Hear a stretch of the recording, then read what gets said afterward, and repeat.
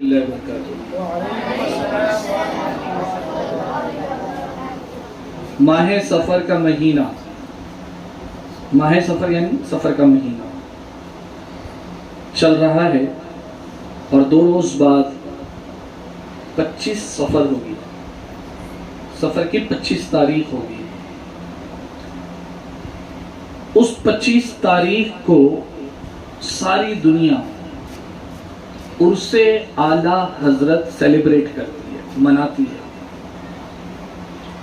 تو آج آئیے مذہبی شخصیات کا تعارف، اس کے تحت آج کے درس میں ہم مختصر انداز میں اور کوشش کریں گے آسان لفظوں میں، آپ کے ذہن کے مطابق، آپ کی عمر کے مطابق آسان لفظوں میں اعلیٰ حضرت کا تعارف آپ کے سامنے پیش کریں کہ اعلیٰ حضرت کون ہیں، کہاں پیدا ہوئے، انہوں نے کیا کیا۔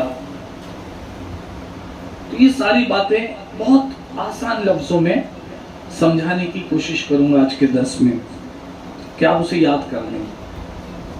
رسول اللہ صلی اللہ تعالی علیہ وسلم کا ارشاد ہے کہ اللہ تعالیٰ اس امت کے لیے ہر 100 سال پر ایک مجدد بھیجتا رہے گا جو اس امت کے دین کو تازہ کرتا رہے گا۔ یہ ابو داؤد شریف کی حدیث ہے۔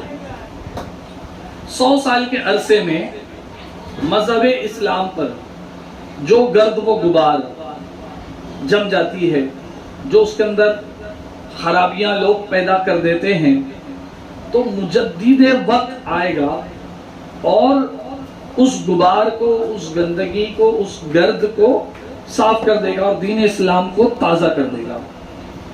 اور مجدد آنے کا سلسلہ پہلی صدی سے جاری ہوا اور قیامت تک جاری رہے گا۔ انہی مجدد اسلام میں ایک نام مجدد اعظم امام احمد رضا محدث بریلوی رحمت اللہ علیہ کا ہے۔ اعلیٰ حضرت، جنہیں ہم اعلیٰ حضرت کے نام سے جانتے ہیں، پہچانتے ہیں، ان کی پیدائش 10 شوال 1272 ہجری بمطابق 15 جون 1856 کو بریلی میں ایک دینی علمی گھرانے میں اعلیٰ حضرت پیدا ہوتے ہیں۔ اعلیٰ حضرت ابھی چھوٹے ہوتے ہیں، ان پر روزہ فرض نہیں ہوا، مگر چونکہ اعلیٰ حضرت کا گھرانہ دینی گھرانہ تھا تو گھر کے سارے افراد کو اعلیٰ حضرت دیکھتے ہیں کہ سب لوگ روزہ رکھ رہے ہیں، ابھی تو یہ چھوٹے ہیں، روزہ رکھنا ان پر فرض بھی نہیں ہے، تو وہ کیا کرتے ہیں کہ اعلیٰ حضرت بھی روزہ رکھ لیتے ہیں۔ علامہ حسنین رضا بریلوی لکھتے ہیں رمضان المبارک کا وہ جو مہینہ تھا جس وقت اعلیٰ حضرت نے روزہ رکھا تھا، ابھی تو چھوٹے سے بچے ہیں، وہ گرمی میں تھا اور موسم بڑا گرم تھا اور اعلیٰ حضرت خود چھوٹے تھے، مگر آپ نے بڑی خوشی سے پہلا روزہ رکھا۔ ٹھیک دوپہر میں چہرے مبارک پر روزہ رکھنے کی وجہ سے جو چہرہ اتر جاتا ہے نا، ویسے آثار نمودار ہوئے۔ چھوٹے سے تو تھے ہی، اب گرمی میں روزہ رکھ لیا، اب دوپہر ہوئی، پانی وغیرہ تو پیا نہیں ہے، کھایا پیا کچھ نہیں ہے، روزہ رکھا ہے، تو چہرے کے اوپر اس کے آثار نظر آنے لگے۔ تو آپ کے والد ماجد نے دیکھا تو کیا کیا، اعلیٰ حضرت کے والد نے اعلیٰ حضرت کو لیا اور ایک دوسرے کمرے میں لے کر کے گئے جس میں فرنی جمع کی گئی تھی، فرنی جمانے کے لیے رکھی گئی تھی۔ فرنی جب بناتے ہیں تو اس کو کٹوری میں نکالنے کے بعد جمانے کے لیے رکھ دیا جاتا ہے۔ اس کمرے میں لے کے جانے کے بعد اعلیٰ حضرت کے والد نے کمرے کا دروازہ بند کر دیا اور اعلیٰ حضرت سے کہا کہ لو کھا لو. اعلیٰ حضرت نے کہا کہ اپنے والد سے کہا کہ میرا تو روزہ ہے. والد محترم نے فرمایا کہ بچوں کا روزہ ایسے ہی ہوا کرتا ہے. دروازہ بند ہے, کوئی دیکھ بھی نہیں رہا ہے, کھا لو, نہ کوئی آ سکتا ہے نہ کوئی دیکھ سکتا ہے. تو اعلیٰ حضرت نے عرض کیا کہ نہ کوئی آ سکتا ہے نہ کوئی دیکھ سکتا ہے, لیکن جس کا میں نے روزہ رکھا ہوں وہ تو دیکھ سکتا ہے. سبحان اللہ. ابھی چھوٹے سے روزہ کس کے لیے رکھا ہے؟ اللہ کے لیے. اعلیٰ حضرت نے فرمایا کہ نہ کوئی آدمی آ سکتا ہے نہ کوئی جا سکتا ہے نہ کوئی دیکھ سکتا ہے, مگر پروردگار تو دیکھے گا, میں تو اسی کے لیے روزہ رکھا ہوں. اتنا سننا تھا کہ آپ کے والد محترم رونے لگے اور خدا کا شکر ادا کیا اور کہا کہ خدا کے عہد کو یہ بچہ کبھی فراموش نہیں کرے گا. صرف 13 سال کی عمر میں, 13 سال 10 مہینے کی عمر میں اعلیٰ حضرت نے تمام درسی علوم و فنون سے فراغت حاصل کر لی, سارے علم سیکھ لیے, اور باقاعدہ 13 سال کی عمر میں درس و تدریس کا آغاز کر دیا.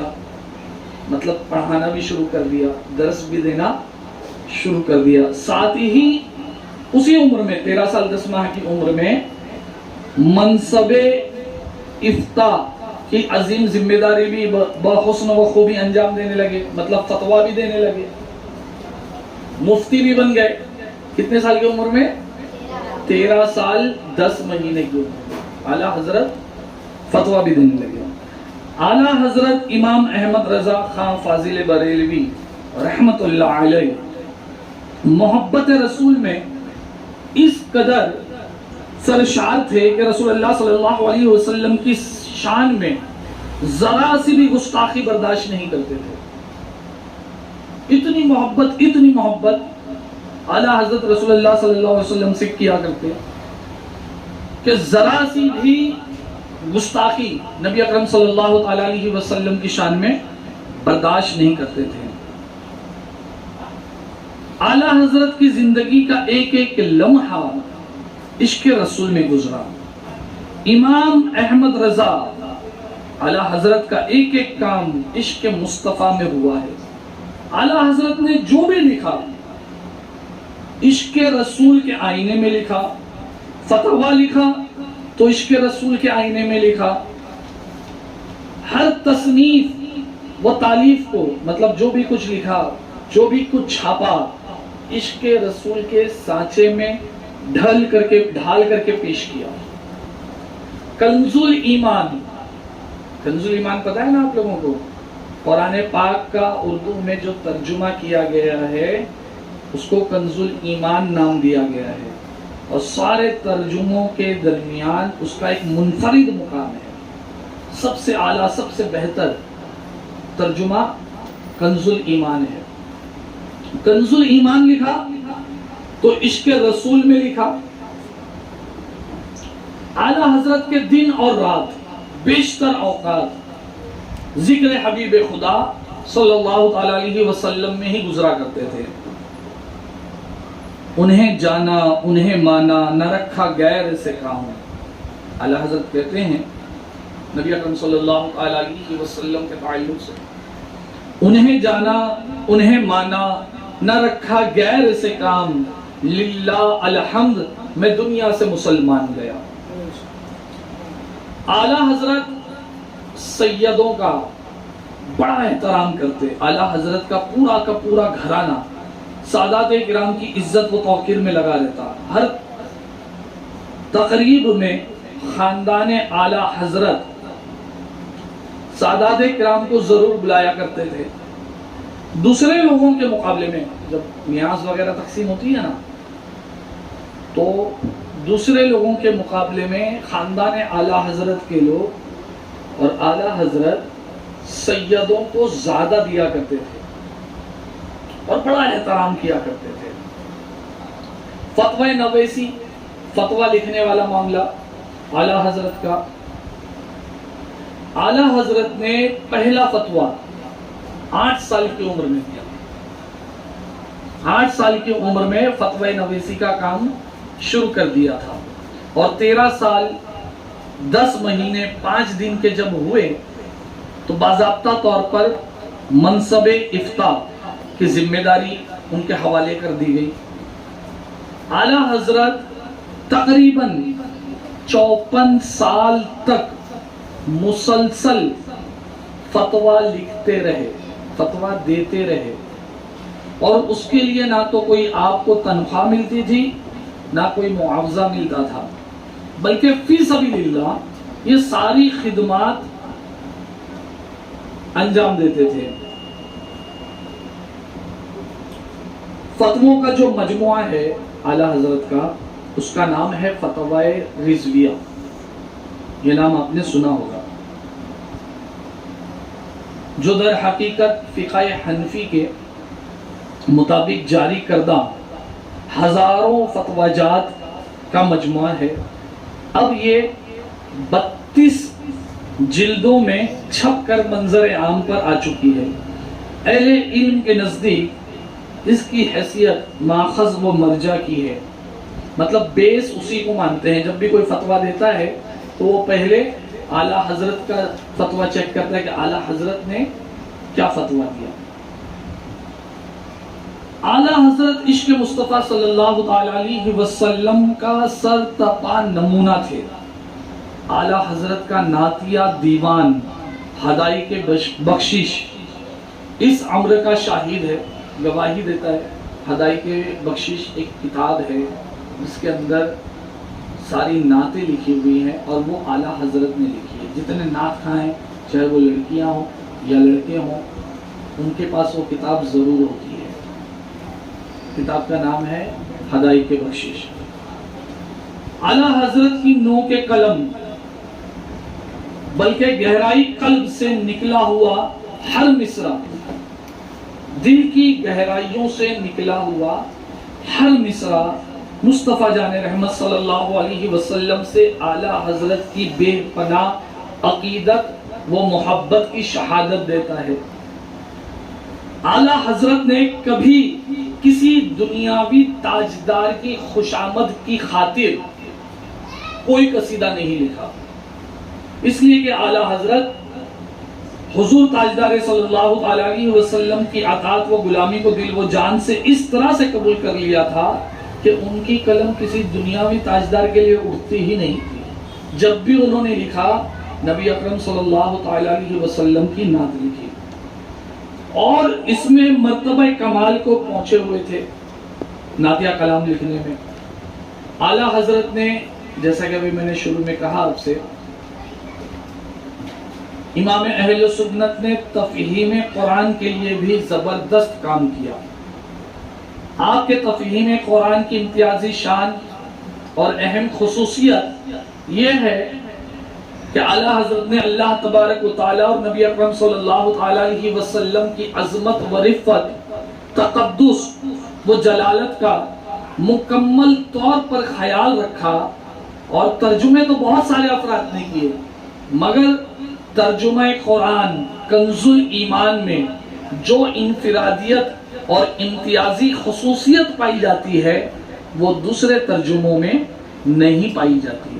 یہی وجہ ہے کہ اپنے تو اپنے غیر بھی کنز ایمان کی تعریف کرتے ہیں. تو اعلیٰ حضرت نے اس طرح کے بہت سارے کام کیے، کتابیں لکھی ہے، 1000 سے زیادہ تصانیف ہیں لکھی. تو مختصر انداز میں نے آپ کے سامنے اعلیٰ حضرت کی چند باتیں آپ کے سامنے پیش کی. 25 صفر